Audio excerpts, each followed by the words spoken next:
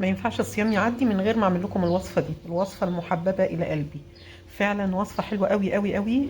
لازم الواحد بيعملها مره واتنين في الاسبوع، سواء جنب غدا، سواء في عشاء، سواء فطار حتى يوم الجمعه. وصفه حلوه قوي وسهله ولذيذه وجميله، وانا بقى عن نفسي بحبها سبايسي. لو انتي ما بتحبيش اكل سبايسي هنستغنى عن الهريسه اللي انا هحطها فيها. طبعا احنا قناتنا قناه للاكل الصيامي بس. لفي لفه في القناه وشوفي الوصفات الصيامي سواء حلو او حادق. يا رب تعجبكم، ولو عجبتك فكره القناه اضغطي اشتراك عشان يوصل لك اشعار بكل فيديو جديد بينزل، وشيري الفيديو علشان نرفع الفيديو وعشان كل اصدقائنا يشوفوه، ولايك للفيديو بقى لو عجبك. طبعا البطاطس، هل لازم اعمل بالبطاطس اللي هي الصغيره البيبي دي؟ لا، انا ممكن اجيب بطاطس عاديه واقطعها مكعبات وهمشي بيها الوصفه برضو عادي خالص. يلا بقى نشوف عملناها ازاي ويا رب تعجبكم. انا عندي هنا كميه من البطاطس، طبعا الكميه دي بترجع لك اي كميه انت عايزاها. هسلقها. حابه تسلقيها بقشرها وبعدين تقشريها تمام، حابه تسلقيها بعد التقشير تمام. انا هسلقها بعد التقشير، بس انا بحب اطعمها اثناء السلق. فاثناء السلق احط لها نص معلقه صغيره كمون وملح وفصين 3 من الثوم، بحيث ان البطاطس الطعم يبقى واصل لها جوه، مش انا مش عايزه تطعيمها من بره بس. انا هحط لها الحاجات دي وهسيبها تتسلق سلق كويس، وبعدين نشوف هنعمل ايه. كده البطاطس بتاعتي اتسلقت، اصفيها من الميه ونشوف هنعمل ايه. عندي هنا زيت سخن على النار، هنزل بالبطاطس بتاعتي هقليها.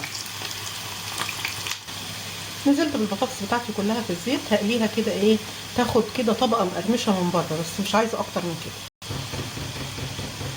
كده انا مش مطلوب مني اكتر من كده، انا بس حطيت لها طبقه كده ايه مقرمشه من بره، مش عايزه اكتر من كده.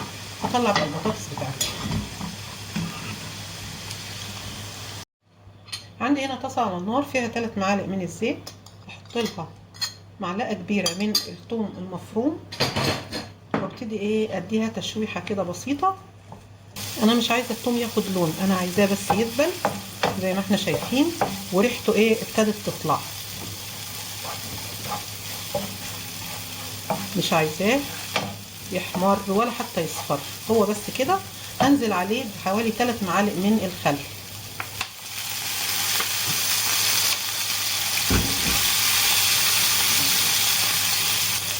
بعد كده هنزل بالبطاطس بتاعتي. بعد كده معلقه من هريسه الشطه، لو مش بتحبي هريسه الشطه او مش بتحبي الحاجه سبايسي بلاش ما تحطيهاش. ممكن نص معلقه صغيره من الكمون، معلقه من البابريكا، باكت من مرقه الخضروات الفوريه، ولو مفيش مرقه الخضروات العاديه مش بتحبيها ما تحطيش خالص، مش هتفرق، مش مشكله. هقلب بقى الحاجات دي كده مع بعض.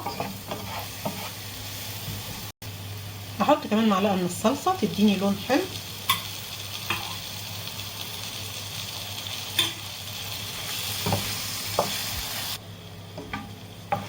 لو حابه تحطي فلفل الوان ممكن تحطي، لكن انا هكتفي بكده وهحط بس رشه من الكزبره، الكزبره الخضراء بتديها طعم حلو قوي. وتقليبه كمان، وبس كده، وبألف هنا وشفا.